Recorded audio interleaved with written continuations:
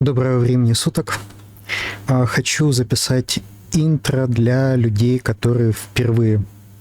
Если вы постоянный подписчик, можете просто в тайм-кодах там перелистать. Если вы впервые, вам лучше послушать, чтобы сэкономить ваше время. Значит, если подписчиков у меня почти 400, да, то уникальных пользователей больше 8000 и просмотров больше 20 тысяч.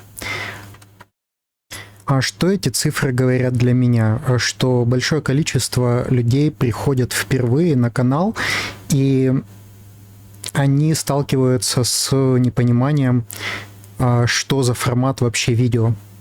То есть, если написано какое-то название, сборка АПК из VSL, возможно, человек может прийти и искать, что здесь будет все об этом названии.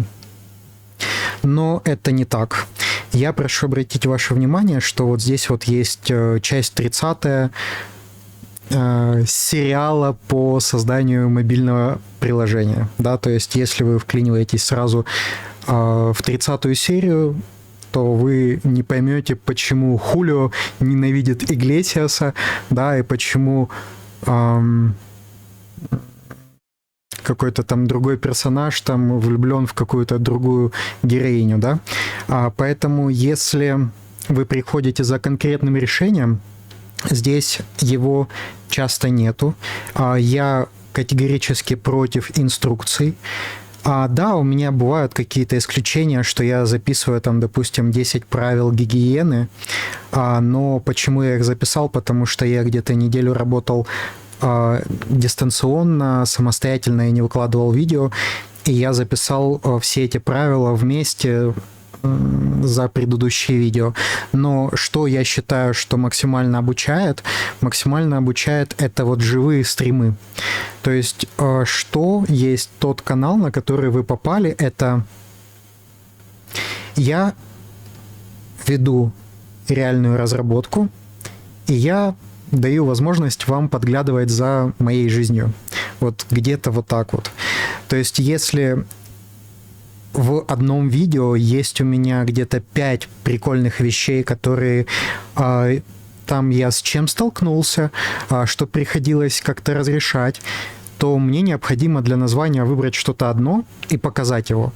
Поэтому, когда вы будете просматривать видео, с одной стороны, это видео не будет полностью об этом, и в этом видео будет больше, чем только в названии.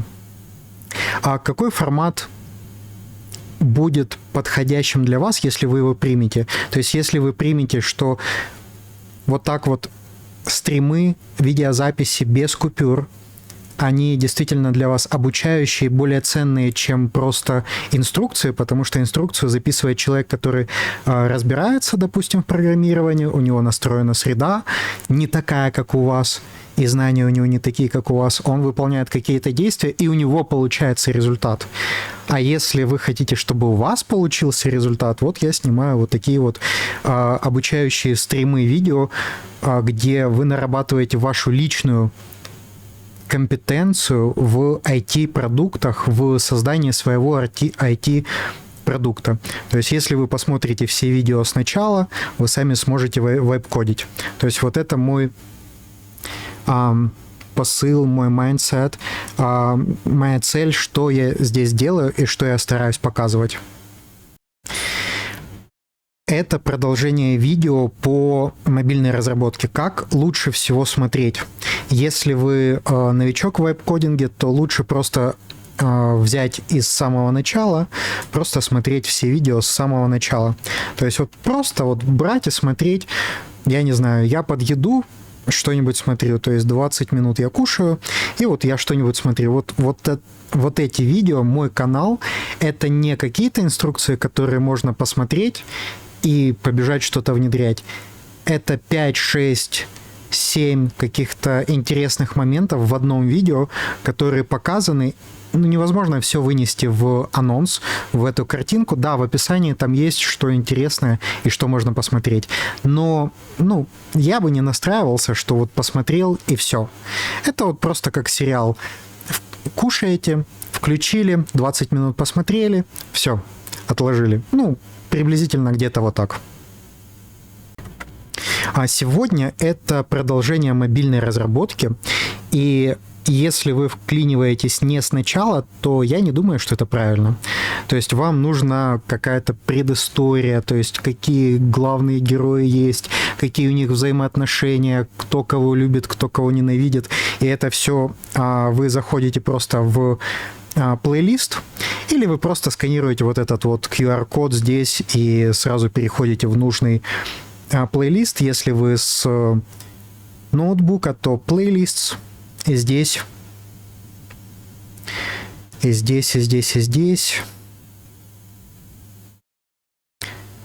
Так, здесь листаю. Или просто вот создание гибридного мобильного приложения. То есть мы находимся вот здесь вот. Здесь сейчас 29 видео. И вот мы продолжаем вот эту серию. Я работаю только в том окружении, которое я показал, как настраивать. И вот плейлисты. И здесь вот установка и настройка окружения. Вот здесь вот есть все видео по тому, что, как, где я работаю. И вы можете у себя настроить полностью ту же самую среду. Вы можете сканировать этот QR-код, либо вот просто зайти с компьютера плейлисты и вот установка, настройка окружения для веб-кодинга. Если говорить о том, связан ли как-то я с инвестициями, то я бы, наверное, сказал, что сейчас я чуть-чуть меньше связан с инвестициями, но при этом мне нравится организовывать хакатон, и первый уже прошел. К сожалению, не так, давайте глянем, не так много стран русскоговорящих принимала участие, и мне приходилось общаться на менторских сессиях только на английском языке. Вот страны, которые были или судьи, менторы, или участники. Ну и вот там 1, 2, 3 место по бизнес-успеху и по влиянию на мир.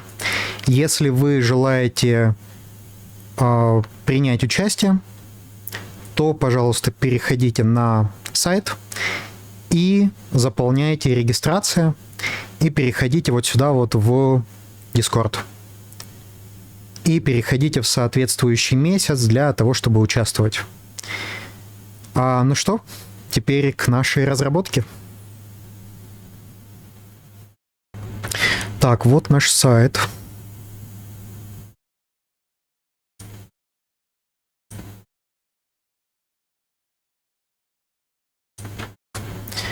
И давайте скопируем наш репозиторий.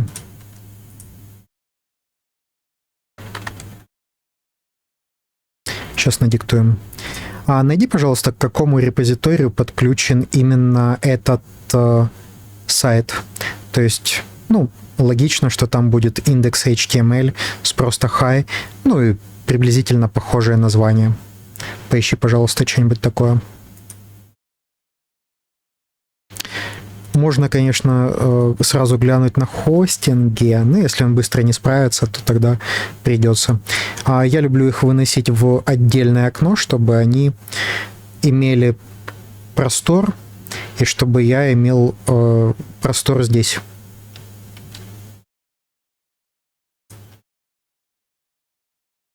Так, это уже полноценная задача, да. Именно так. То есть этого мы запустили работать в Linux. Здесь разработкой не хочу заниматься, вроде бы уже многое тут работает, но я хочу сосредоточиться именно на публикации. Хочу сосредоточиться на публикации.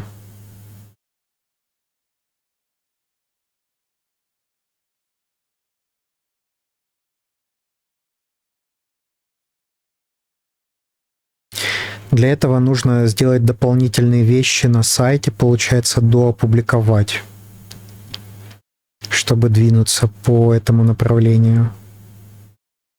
Я не знаю насчет дизайна. Черно-красный дизайн. Давайте пообсуждаем дизайн с искусственным интеллектом.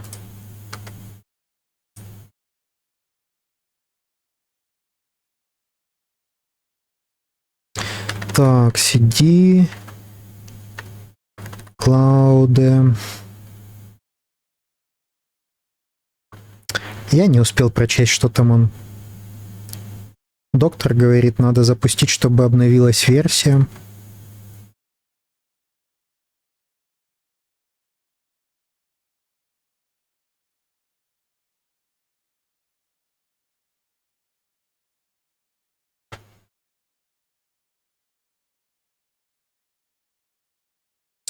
Разве я остановил?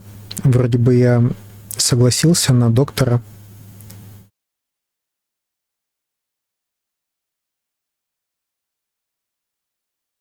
Ему не нравятся как-то настройки JSON. Ну, с этим, я думаю, как-то мы переживем. Здесь Opus 4.8, 1 миллион контекста. High Efforts. Да, я думаю, High Efforts подходит, Bypass подходит. И пусть он прочитает в начале онбординговый наш файл. А что здесь описано? Это буквально... Что? Жесть, я думал, тут ссылка на 4 файла.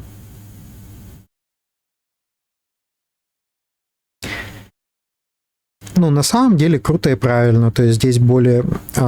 ИИшка расширил мою инструкцию с вот этих вот там 4 файлов, которые надо прочесть, до более правильных пунктов по SDLC. Это правильно.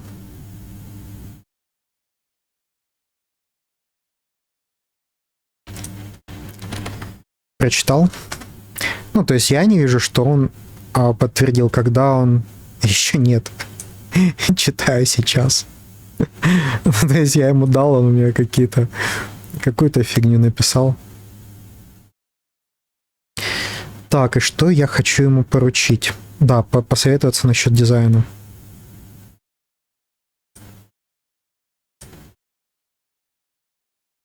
Я хочу с тобой посоветоваться насчет дизайна. Я планирую выходить в продакшн, и какие цвета лучше мне использовать, или вообще, может быть, мне можно сделать, людям предложить вариант обложек или дизайнов, чтобы они их выбирали.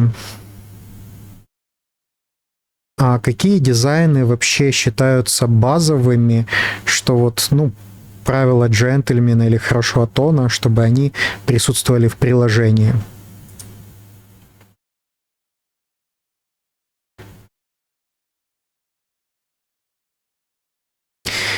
Я сейчас вот с ним пообщался, и я думаю, что я второго просто буду запускать на CD меня, клауды. И сейчас я просто не буду выбирать новый дизайн, а я просто дам пользователям выбор LSMD, а я просто дам людям выбор, чтобы они могли выбрать любой дизайн, который им комфортен. Это будет сильно удобнее и прикольнее.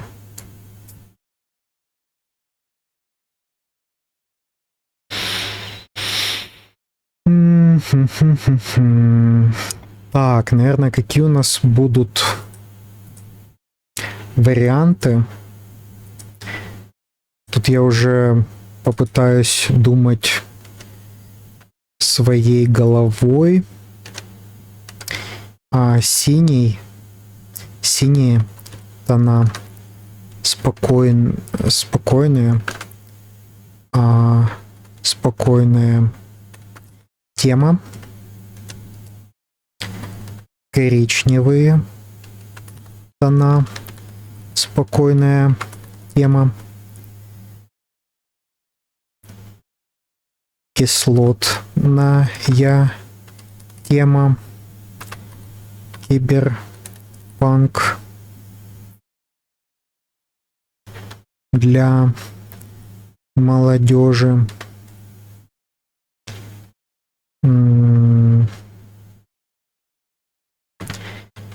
Темная тема без красных цветов в интерфейсе.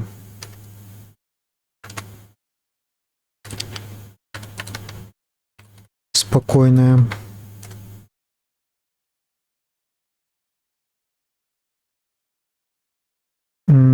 Что еще? Давайте черно-белая.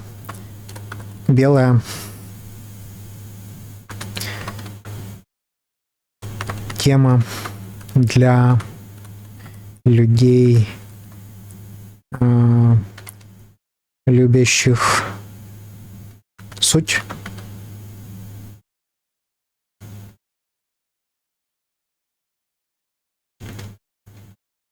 И текущее. Да, наверное, вот так вот. И давайте пообщаемся, что там нам Ишка скажет. Умного или глупого.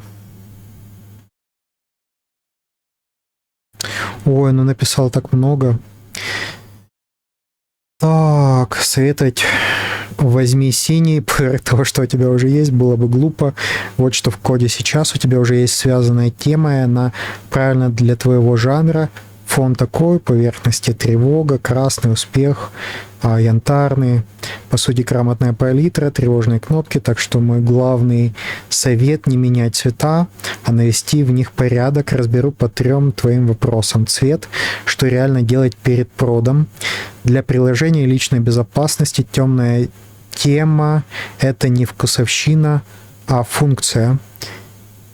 Меньше свечения экрана ночью тебе не выдаст яркий экран, экономия батареи, батарея, время работы кнопки, меньше визуального стресса, ты уже на ней оставайся. Конкретно правило хорошего тона по цвету именно для тебя. Красный — это священная зона, только тревога, паники, ничего больше. Если красным же красить обычные кнопки или ошибки валидации, глаз перестает читать красный как опасность. Согласен. И в реальный момент кнопка не выстреливает. Для ошибок форму возьми отдельный, менее крикливый оттенок. У тебя есть дистрактив. Вот этой приглушенный держи под ошибки. А чистый... Так, а давайте глянем, что это вообще такое. Просто в браузер напишем. Только не в этот, а вот в этот браузер, который полностью под нашим контролем.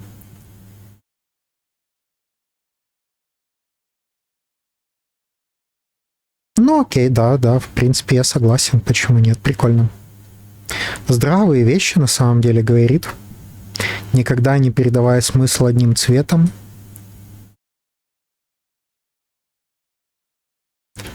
Никогда не передавая смысл только цветом, наверное. Есть 8% дальтоников. Зеленый отправлено, красный провал, обязаны дублироваться иконкой или словом. Так, контраст, приглушенный, на грани.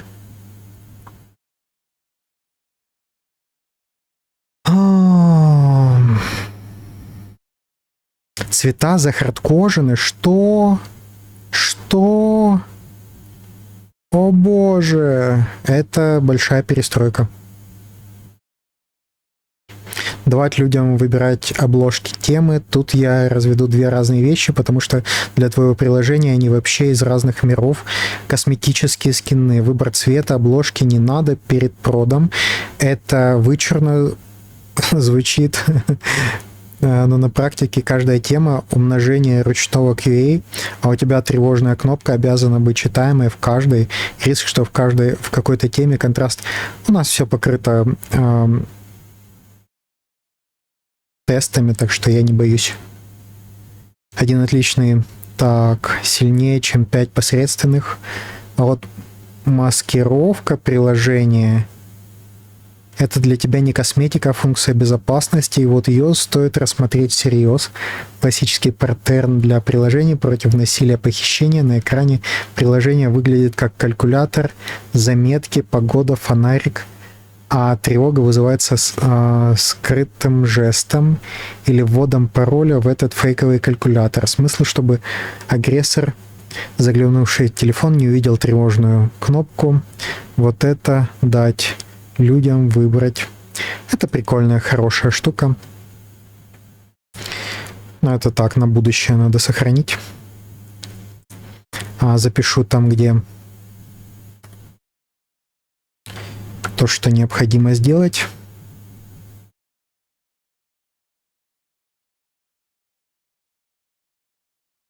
Правильная вещь, но сейчас нет.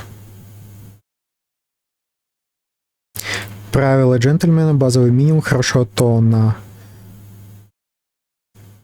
Это то, отсутствие чего читается как непрофессионально, даже если человек не может объяснить почему, для тебя по приоритету. Одна главная кнопка, и она безошибочна. Окей. Сетка и ритм. Отступы по шкале, а не на глаз. Состояние, не только все хорошо для каждого экрана. Пустое состояние, загрузка, ошибка, нет сети. Обратная связь на каждое действие, TAF, визуальный, доступность, поддержка системного масштаба, подтверждение необратимого, но не паники, удаление аккаунта, локализация без...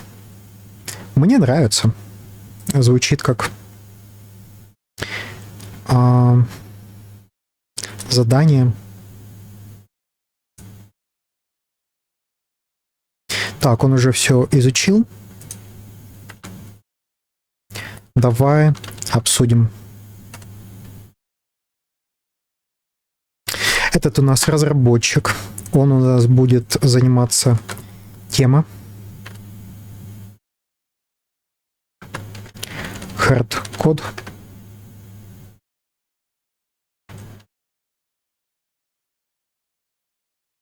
Тема. Вот так вот мы его назовем. Пока он думает, то давайте мы перейдем к браузерному, который должен был посмотреть. Нашел. Меня веб-сайт. Окей. Получается, нам надо глянуть меня веб-сайт.